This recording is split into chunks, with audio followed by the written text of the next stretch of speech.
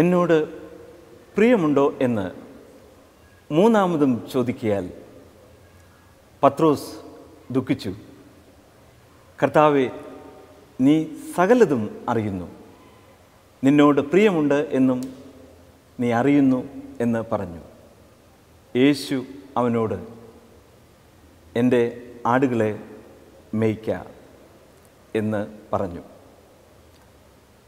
വിശുദ്ധ യോഹന്നാൻ എഴുതിയ സുവിശേഷം 21 അധ്യായം 17 വാക്യമാണ് ഇന്നത്തെ ചിന്തയ്ക്ക് ആധാരമായി ഞാനിവിടെ ഉദ്ധരിച്ചത്. പുതിയ നിയമത്തിൽ സ്നേഹത്തെ കുറിക്കുന്നതിന് വേണ്ടി 4 ഗ്രീക്ക് പദങ്ങൾ ഉപയോഗിക്കുന്നുണ്ട്. ഈ പദങ്ങൾ വ്യത്യസ്തമായ സ്നേഹത്തെക്കുറിച്ചും സ്നേഹത്തിൻ്റെ ആഴത്തെക്കുറിച്ചും വ്യക്തമാക്കുന്നു. ഒന്നാമത്തെ പദം ഇറോസ് എന്നാണ്. ഇറോസ് എന്ന ഗ്രീക്ക് പദത്തിൻ്റെ അർത്ഥം ആ സ്നേഹം സന്തോഷം നൽകുന്ന സ്നേഹമാണ് എന്നതാണ്. രണ്ടാമത്തെ പദം ഫിലയ എന്നാണ്. ഫിലയ സഹോദര സ്നേഹത്തെ കുറിക്കുന്നു. സഹോദരങ്ങൾ തമ്മിൽ പങ്കിടുന്ന സ്നേഹമാണ് ഫിലയ. മൂന്നാമത്തെ സ്നേഹം സ്റ്റോർജി എന്നാണ്. ഈ പദത്തിൻ്റെ അർത്ഥം കുടുംബ ബന്ധത്തിൽ പങ്കിടുന്ന സ്നേഹം.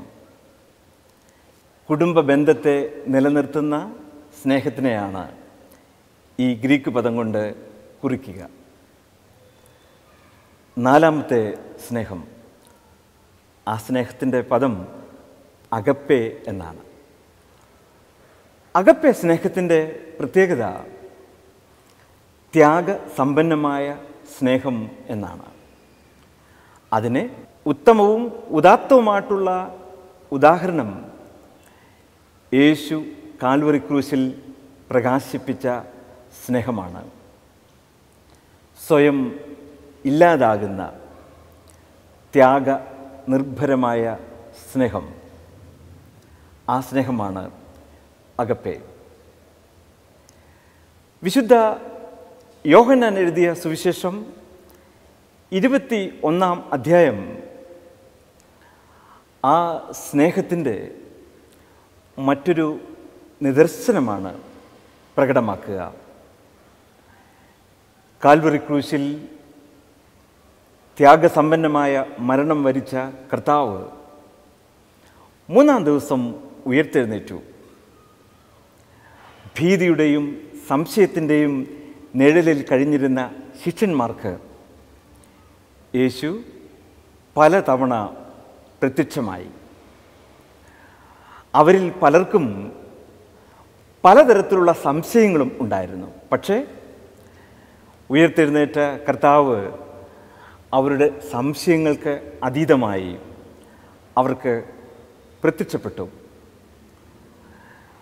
കർത്താവിൻ്റെ ക്രൂശീകരണത്തിന് മുൻപ് തൻ്റെ ഐഹിക ജീവിതത്തിന് അവസാന നാളുകളിൽ കർത്താവ് ശിഷ്യന്മാരോട് വളരെ പ്രധാനപ്പെട്ട ചില കാര്യങ്ങൾ പറയുകയും തുടർന്നുള്ള ശിഷ്യത്വത്തിൻ്റെ ഉത്തരവാദിത്വത്തെക്കുറിച്ച് അവരെ ബോധ്യപ്പെടുത്തുകയും ചെയ്തിരുന്നു. ദൈവരാജ്യത്തിൻ്റെ പ്രവർത്തനം ഈ ലോകത്തിൽ കർത്താവ് ശിഷ്യന്മാരെ ഏൽപ്പിച്ചു. പക്ഷേ ഉയർത്തെഴുന്നേൽപ്പിൻ്റെ ശക്തി അനുഭവിച്ചറിഞ്ഞിട്ടും ഉയർത്തെഴുന്നേറ്റ കർത്താവിനെ ജീവിത സാഹചര്യങ്ങളിൽ പലപ്പോഴും അവർ അനുഭവിച്ചറിഞ്ഞിട്ടും ഇതാ അവർ യേശുവിൻ്റെ മാർഗത്തെ വെടിഞ്ഞ് പഴയ തൊഴിലിലേക്ക്, പിന്മാറ്റത്തിലേക്ക് മടങ്ങിപ്പോകുന്നു. 21 അധ്യായത്തിൽ ആ മടങ്ങിപ്പോക്കിൻ്റെ ഒരു അനുഭവത്തിൻ്റെ മധ്യത്തിൽ യേശുദാ വീണ്ടും ശിഷ്യന്മാർക്ക് പ്രത്യക്ഷനാകുന്നു. പത്രോസ് ഉയർത്തെഴുന്നേറ്റ കർത്താവിനെ കണ്ടുമുട്ടിയിട്ടും തൻ്റെ സഹശിഷ്യന്മാരോട് പറയുന്നു, ഞാനിതാ പഴയ തൊഴിലിലേക്ക് മടങ്ങിപ്പോകുന്നു എന്ന്. ആ പഴയ തൊഴിലിൽ അവൻ്റെ സഹകാരിയായിരുന്ന ശിഷ്യന്മാർ അവനെ അനുഗമിക്കുന്നു. തിബിരിയോസ് കടൽക്കരയിൽ വെച്ച് യേശു അവർക്ക് വീണ്ടും പ്രത്യക്ഷനാകുന്നു. ഇവിടെ അവർക്ക് പ്രാതൽ ഒരുക്കി. സ്നേഹത്തോടു കൂടെ യേശു പ്രഭാത ഭക്ഷണം അവരുമായി പങ്കിടുന്നു. എന്നാൽ ഈ പ്രാതൽ ഭക്ഷിച്ചതിന് ശേഷം യേശു ശിമയോനോട് ചോദിക്കുന്ന ചോദ്യത്തിൻ്റെ അവസാന ഭാഗമാണ് ഞാനിവിടെ ഉദ്ധരിച്ചത്. നീ ഇവരിൽ അധികമായി എന്നെ സ്നേഹിക്കുന്നുവോ? മൂന്നാമതും ചോദിച്ചപ്പോഴാണ് പത്രോസിൻ്റെ പ്രതികരണത്തെക്കുറിച്ച് പറയുന്നത്. പത്രോസ് ഏറെ ദുഃഖിച്ചു. മൂന്നാമതും ചോദിച്ചതുകൊണ്ട് മാത്രമല്ല, ഓരോ ചോദ്യവും പത്രോസിൻ്റെ ഹൃദയത്തിലേക്ക് ആഴ്ന്നിറങ്ങുന്ന അമ്പുകളായിരുന്നു എന്ന് വിശേഷിപ്പിക്കാം. കാരണം ഏറ്റവും സ്നേഹിച്ച പത്രോസ് യേശുവിൻ്റെ ക്രൂശീകരണ വേളയിൽ യേശുവിനെ അകലെ അനുഗമിച്ച് യേശുവിനെ തീർത്തും തള്ളിപ്പറഞ്ഞ വ്യക്തിയാണ്. യേശു തനിക്ക് ഉയർത്തെഴുന്നേറ്റ് പ്രത്യക്ഷനായതാണ്. തന്നെ ഏൽപ്പിച്ച ഉത്തരവാദിത്തങ്ങൾ എല്ലാ കാലത്തും ഓർമ്മിപ്പിച്ചിട്ടും ഒട്ടും ശങ്ക കൂടാതെ അവ മറന്ന് ആ തൊഴിലിലേക്ക്, പഴയ തൊഴിലിലേക്ക് താൻ തിരിച്ചുപോയി. താൻ തിരിച്ചുപോയി എന്ന് മാത്രമല്ല, മറ്റുള്ളവരെയും ആ പഴയ തൊഴിലിലേക്ക് കൊണ്ടുപോകുവാൻ പത്രോസ് തുനിഞ്ഞു. ഈ ഭാഗം വായിക്കുമ്പോൾ അഭ്രപാളികളിൽ എന്ന പോലെ നമ്മുടെ ഹൃദയത്തെ വളരെയധികം ചിന്തിപ്പിക്കുന്ന ഒരു ഭാഗമാണ് ഇത്. എന്താണ് കർത്താവ് 3 പ്രാവശ്യം നീ എന്നെ ഇവയിൽ അധികമായി എന്നെ സ്നേഹിക്കുന്നുവോ എന്ന് ചോദിച്ചതിൻ്റെ അർത്ഥം? എന്താണ് ആ ചോദ്യത്തിൽ നിന്ന് നമുക്ക് മനസ്സിലാക്കാൻ സാധിക്കുക? അതാണ് ഇന്നത്തെ ചിന്തയ്ക്ക് പ്രധാനമായും ഞാൻ വിഷയീഭവിപ്പിക്കുന്നത്. ഒന്നാമത് യേശു ചോദിക്കുന്നു, നീ ഇവരിൽ അധികമായി എന്നെ സ്നേഹിക്കുന്നുവോ എന്ന്. എന്തായിരിക്കും ആ ചോദ്യം പത്രോസിൻ്റെ മനസ്സിൽ ഉണർത്തിയ ചിന്തകൾ? ഞാൻ മനസ്സിലാക്കുന്നത് ആ ചിന്തകൾ ഇപ്രകാരമായിരിക്കും. പത്രോസ് യേശുവിനെ ഏറ്റവും അധികം സ്നേഹിച്ച ശിഷ്യനായിരുന്നു. പത്രോസ് യേശുവിനെ സ്നേഹിച്ചു എന്ന് പറയുമ്പോൾ യേശുവും പത്രോസിനെ അധികം സ്നേഹിച്ചിരുന്നു എന്ന് വ്യക്തമാണ്. തൻ്റെ 3 ശിഷ്യന്മാരിൽ, പ്രധാനപ്പെട്ട 3 ശിഷ്യന്മാരിൽ ഒന്നാമനായിരുന്നു പത്രോസ്. ഗലീല കടൽക്കരയിൽ വെച്ച് യേശുവിനെ കണ്ടുമുട്ടിയ ആ നിമിഷം മുതൽ കഴിഞ്ഞ 3.5 വർഷക്കാലം യേശുവിനോട് കൂടെ ജീവിതത്തിൻ്റെ എല്ലാ അനുഭവങ്ങളും പങ്കിട്ട വ്യക്തിയാണ്. യേശു പ്രാർത്ഥിക്കാനായി മാറിപ്പോകുമ്പോൾ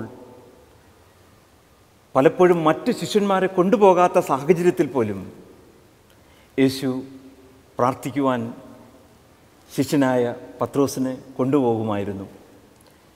യേശുവുമായി എത്രയോ നിമിഷങ്ങൾ പ്രാർത്ഥനയിൽ ചെലവിട്ടിട്ടുണ്ട്. യേശു തൻ്റെ യാത്രയിൽ പത്രോസിനെ കൊണ്ടുപോകുക സാധാരണമായിരുന്നു. കടലിന്മേൽ നടക്കുമ്പോൾ കടലിൽ നടക്കുവാൻ തക്കവണ്ണം ആവശ്യമായിട്ടുള്ള വിശ്വാസത്തിൻ്റെ ശക്തി, പിൻബലം നൽകിയത് യേശുവാണ്. താബോർ മലയിൽ യേശു പ്രാർത്ഥിച്ചു കൊണ്ടിരിക്കുമ്പോൾ ഉണ്ടായ ആ ദിവ്യമായ അനുഭവത്തിന് സാക്ഷ്യം വഹിച്ച വ്യക്തിയാണ് പത്രോസ്. പത്രോസാണ് യേശുവിനോട് പറയുന്നത്, ഇവിടെ കുടിൽ കെട്ടി നമുക്ക് താമസിക്കാം എന്ന്. മലമുകളിലെ ദിവ്യമായ അനുഭവം മാത്രമല്ല, താഴ്വരയിലെ യാഥാർത്ഥ്യങ്ങളുടെ മധ്യത്തിലും യേശു പ്രവർത്തിച്ചിട്ടുള്ള എല്ലാ അത്ഭുത പ്രവൃത്തികളുടെയും സാക്ഷ്യം വഹിക്കുന്ന വ്യക്തിയായിരുന്നു പത്രോസ്. യേശു ഒരിക്കൽ പറഞ്ഞു, സ്വർഗരാജ്യത്തിൻ്റെ താക്കോൽ ഇതാ ഞാൻ നിന്നെ ഏൽപ്പിക്കുന്നു എന്ന്. അങ്ങനെ നീ ഇവരിലധികമായി എന്നെ സ്നേഹിക്കുന്നുവോ എന്ന് ചോദിക്കുമ്പോൾ തൻ്റെ മനസ്സിൽ കഴിഞ്ഞ കാലങ്ങളിൽ യേശുവുമായി പങ്കിട്ടിട്ടുള്ള സ്നേഹബന്ധങ്ങളുടെ ആഴം തീർച്ചയായും മനസ്സിൽ പൊങ്ങി വരും എന്നതിന് യാതൊരു സംശയമില്ല. യേശുവിനോട് കൂടെ പ്രവർത്തിക്കുക മാത്രമല്ല, യേശുവിൻ്റെ മുൻപാകെ വലിയ വലിയ വീരവാദങ്ങൾ മുഴക്കിയ വ്യക്തിയാണ് പത്രോസ്. യേശു തിബരിയോസ് കടൽക്കരയിൽ വെച്ച് ആ പ്രഭാതത്തിൽ കണ്ടുമുട്ടുമ്പോൾ ആ പഴയ അനുഭവങ്ങളൊക്കെ പാടെ മറക്കുകയും പത്രോസിനെ ഏൽപ്പിച്ചിരുന്ന ഉത്തരവാദിത്തങ്ങൾ വില കുറച്ച് കണ്ട് അവഗണിച്ച് പഴയ തൊഴിലിലേക്ക് മടങ്ങിപ്പോയി.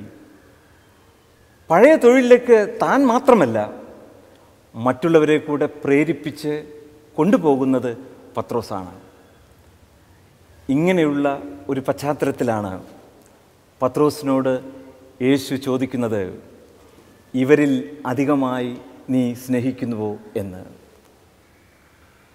വ്യക്തിബന്ധത്തെ ശോധന ചെയ്യുവാൻ സഹായിക്കുന്നതാണ് ആ ചോദ്യം. അതുകൊണ്ടാണ് പറഞ്ഞത്, ആ ചോദ്യം ഹൃദയത്തിലേക്ക് ആഴ്ന്നിറങ്ങുന്ന ഒരു ചോദ്യം തന്നെയാണ് എന്ന്. ഈ സമയത്ത് ഞാൻ ചോദിക്കട്ടെ, പത്രോസ് ഈ ചോദ്യത്തോട് പ്രതികരിച്ചതിനെക്കുറിച്ച് നാം ചിന്തിക്കുമ്പോൾ, യേശു പത്രോസിനോട് ചോദിച്ചു എന്ന് നാം കേൾക്കുമ്പോൾ ഒരു നിമിഷം ശാന്തമായി നമുക്ക് ചിന്തിക്കാം. ഈ ഒരു ചോദ്യം നമ്മോടാകട്ടെ, നമ്മുടെ പേര് വിളിച്ചുകൊണ്ട് ഈ ചോദ്യം ഒന്ന് ആവർത്തിച്ചാൽ നമുക്ക് എന്ത് പ്രതികരണമാണ് നൽകുവാൻ കഴിയുക? എത്രയോ സ്നേഹബന്ധത്തിൻ്റെ കഥകൾ നമുക്ക് പറയുവാനായിട്ടുണ്ട്. യേശുവിനെ പിൻപറ്റിയ ആ കാലം, ആരംഭകാലം, യേശുവുമായുള്ള ചങ്ങാർത്ഥത്തിൻ്റെ ആഴം, ഇന്ന് നമ്മുടെ ജീവിതത്തിൽ ആ സ്നേഹബന്ധത്തിനെ അതേ ആഴം കാണുവാൻ, കണ്ടെത്തുവാൻ നമുക്ക് കഴിയുന്നുണ്ടോ? പത്രോസിനോട് ചോദിക്കുമ്പോൾ പത്രോസ് പറയുന്നു, ഉവ്വ് കർത്താവേ എന്ന്. ഈ ചോദ്യം നമ്മോടായിരിക്കുമ്പോൾ പത്രോസ് പറഞ്ഞതുപോലെ അതേ അർത്ഥത്തിൽ ഉവ്വ് കർത്താവേ ഞാൻ സ്നേഹിക്കുന്നു എന്ന് പറയുവാൻ നമുക്ക് സാധിക്കുമോ? ഞാൻ മനസ്സിലാക്കുന്നത്, ശിമോൻ്റെ മകനായ പത്രോസ് നീ എന്നെ അധികം സ്നേഹിക്കുന്നുവോ എന്ന് ചോദിക്കുമ്പോൾ അതിൻ്റെ ഇന്നത്തെ വർത്തമാനകാലത്തെ പ്രസക്തി എന്ന് പറയുന്നത്, ഈ ചോദ്യം നമ്മോട് ഓരോരുത്തരോടും ആണ് എന്നതാണ്. നമുക്ക് ആ പഴയ ബന്ധം, യേശുവിനോടുള്ള ആ ആദ്യ സ്നേഹം നിലനിർത്തുവാൻ കഴിയുന്നുണ്ടോ? ഒന്നാമത്തെ ചോദ്യം അർത്ഥമാക്കുന്നത് യേശുവും പത്രോസുമായിട്ടുള്ള ബന്ധത്തിൻ്റെ ആഴമാണ്. നമുക്കും ദൈവസന്നിധിയിൽ നാമും യേശുവുമായിട്ടുള്ള ബന്ധത്തിൻ്റെ ആഴം ശോധന ചെയ്യുവാൻ ഈ ചോദ്യം സഹായിക്കട്ടെ. രണ്ടാമത് ചോദിക്കുമ്പോൾ എന്താണ് അർത്ഥമാക്കുന്നത്? ഞാൻ മനസ്സിലാക്കുന്നത് അത് ഭൗതിക വസ്തുക്കളുമായി താരതമ്യം ചെയ്തുകൊണ്ടുള്ള ഒരു ചോദ്യമാണ്. ഭൗതിക വസ്തുക്കളുമായി താരതമ്യം ചെയ്തുകൊണ്ടുള്ള ചോദ്യമാണ്. നമുക്കറിയുന്നത് പോലെ ഇംഗ്ലീഷ് പരിഭാഷ ഇങ്ങനെയാണ്: do you love me more than these? ഇവരിൽ എന്ന് മാത്രമല്ല, ഇവയിൽ അധികമായി നീ എന്നെ സ്നേഹിക്കുന്നുവോ എന്നൊരർത്ഥം കൂടെ അതിനുണ്ട്. എന്താണ് ഇവയിലധികമായി? ഗലീല കടപ്പുറത്ത് ആ അതിരാവിലെ സമയം യേശുവിനെ കണ്ടുമുട്ടിയ ആ പ്രഭാതം, രാത്രി മുഴുവൻ അധ്വാനിച്ചു, ഒന്നും ലഭിച്ചില്ല. നിരാശരായി വല കഴുകി പോകുമ്പോഴാണ്, വല കഴുകി ഭവനത്തിലേക്ക് മടങ്ങിപ്പോകുമ്പോഴാണ് യേശു പത്രോസിനെയും കൂട്ടരെയും കണ്ടുമുട്ടുന്നത്. തുടർന്നുണ്ടായ സംഭവ വികാസങ്ങൾ നമുക്ക് പരിചിതമാണ്. മത്സ്യബന്ധനത്തിൻ്റെ ചരിത്രത്തിൽ അവർക്ക് ലഭിക്കാത്ത അത്ര പെരുത്ത മീൻ അവർക്ക് ലഭിക്കുന്നു. പക്ഷേ ആ പെരുത്ത മീൻകൂട്ടത്തെ കടൽക്കരയിൽ ഉപേക്ഷിച്ച് അവർ യേശുവിനെ അനുഗമിച്ചു. എല്ലാം, അവരുടെ ജീവിതത്തിലുണ്ടായിരുന്ന സർവസ്വവും യേശുവുമായുള്ള ചങ്ങാത്തത്തിൽ യേശുവിൻ്റെ ശിഷ്യത്വത്തിൻ്റെ പടവുകൾ കയറുന്നതിന് വേണ്ടി അവർ ഉപേക്ഷിച്ചു. എല്ലാം അവരുടെ ജീവിതത്തിൽ യേശു ആയിരുന്നു. എന്നാൽ കർത്താവിൻ്റെ ക്രൂശീകരണത്തിന് ശേഷം ഉയർത്തെഴുന്നേൽപ്പിൻ്റെ ശക്തി അനുഭവിച്ചറിഞ്ഞിട്ടും അവരിതാ ആ പ്രിയനാഥനായ യേശുവിനെ ഉപേക്ഷിച്ച് പഴയ തൊഴിലിലേക്ക്, മറ്റു രീതിയിൽ പറഞ്ഞാൽ അവർക്ക് ലഭിച്ചിട്ടുള്ള ഭൗതികമായ വസ്തുതയിലേക്കും നേട്ടങ്ങളിലേക്കും അവർ മടങ്ങിപ്പോകുന്നു. ഒരു കാലത്ത് യേശുവാണ് സർവസ്വവും. എന്നാൽ ഇതാ ഇപ്പോൾ അവർക്ക് യേശുവുമായിട്ടുള്ള ബന്ധത്തെക്കാൾ അപ്പുറമായി അവരുടെ ജീവിതത്തിലെ ഭൗതികതയാണ് ഏറ്റവും പ്രാധാന്യം. പത്രോസിനോട് ഇവരിൽ അധികമായി എന്നെ സ്നേഹിക്കുന്നു എന്ന അർത്ഥത്തെക്കാൾ ഉപരിയായി രണ്ടാമത്തെ ചോദ്യത്തിൽ ഇവയിൽ അധികമായി നീ എന്നെ സ്നേഹിക്കുന്നുവോ എന്നാണ് അതിൻ്റെ അർത്ഥമെങ്കിൽ ആ ചോദ്യം എത്ര പ്രസക്തമാണ്. എല്ലാം ഉപേക്ഷിച്ചവർ ഇതാ വീണ്ടും ഉപേക്ഷിച്ചതിലേക്ക് മടങ്ങിപ്പോകുന്നു. യേശുവിനും അവൻ്റെ ശുശ്രൂഷയ്ക്കും പ്രാധാന്യം കുറച്ച് നൽകുന്നു. ഒരു നിമിഷം ഈ ചോദ്യം നമ്മളിലേക്ക് തിരിയട്ടെ.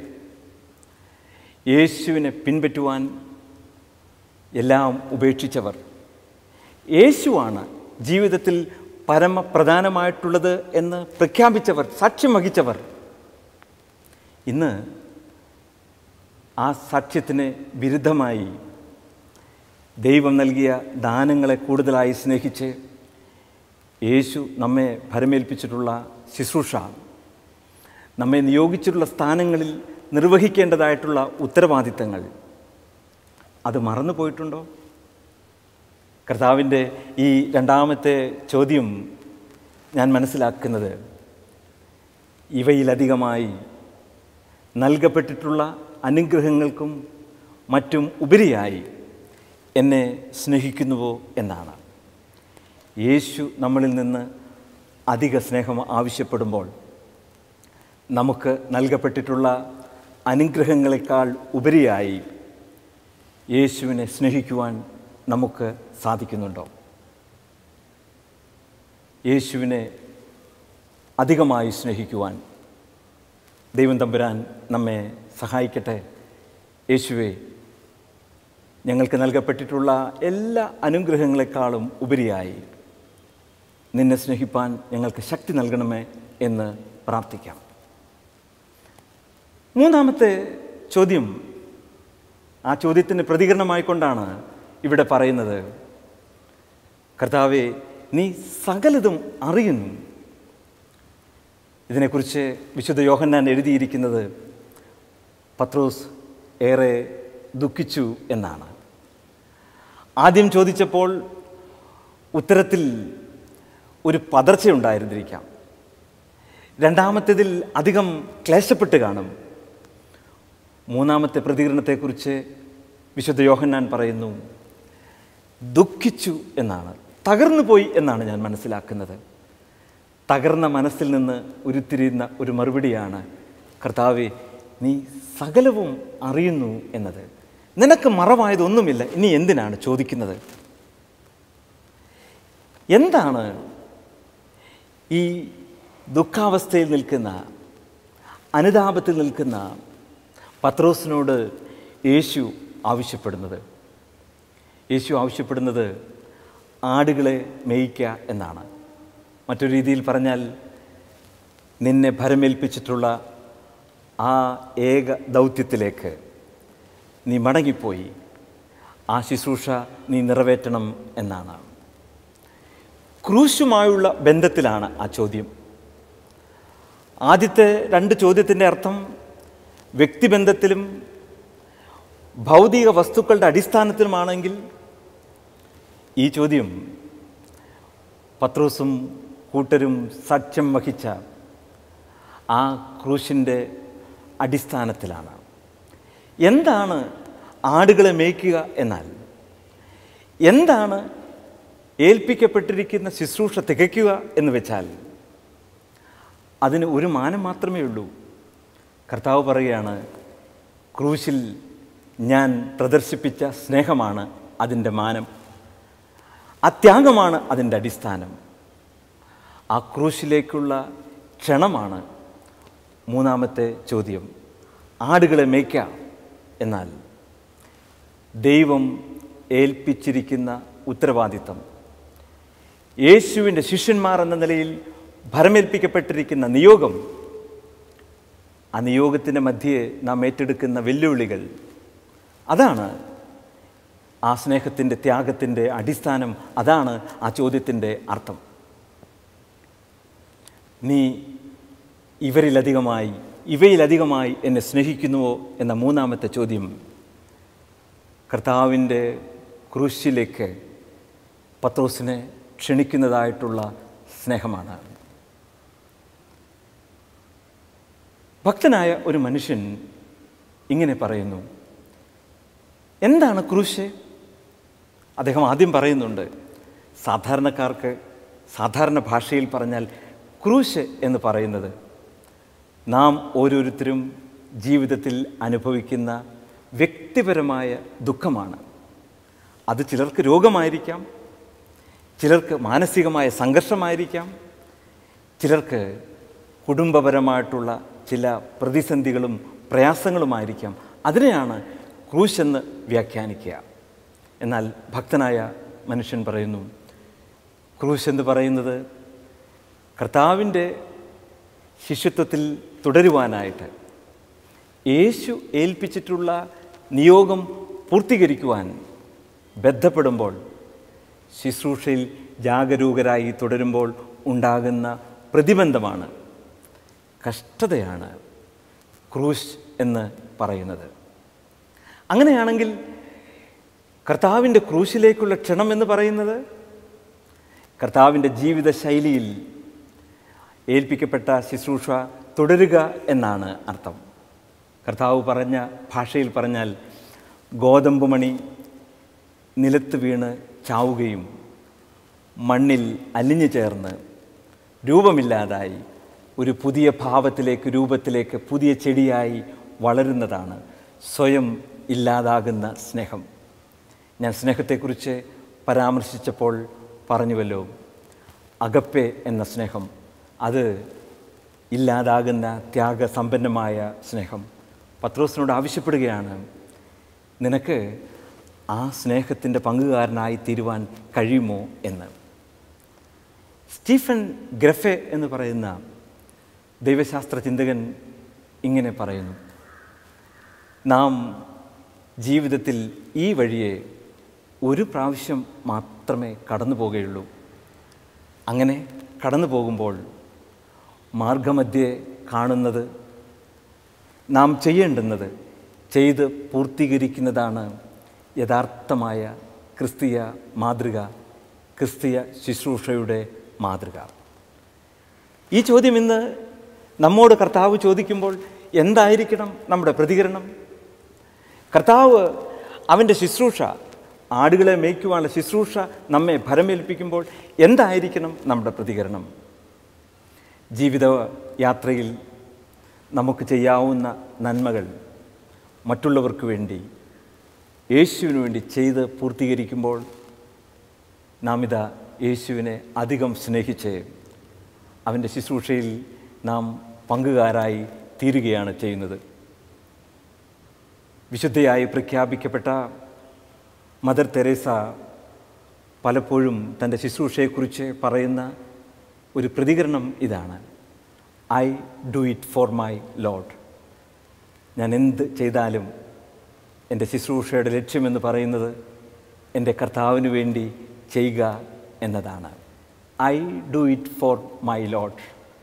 നമ്മുടെ ഓരോരുത്തരുടെയും പ്രതികരണം ഇപ്രകാരമായിരിക്കട്ടെ: കാൽവറി ക്രൂശിലെ സ്നേഹത്താൽ പ്രേരിതമായി കർത്താവ് ഏൽപ്പിച്ച ശുശ്രൂഷ തികയ്ക്കുവാൻ ദൈവമേ പ്രാപ്തരാക്കട്ടെ, ഞങ്ങളെ പ്രാപ്തരാക്കണമേ എന്നായിരിക്കട്ടെ നമ്മുടെ പ്രാർത്ഥന.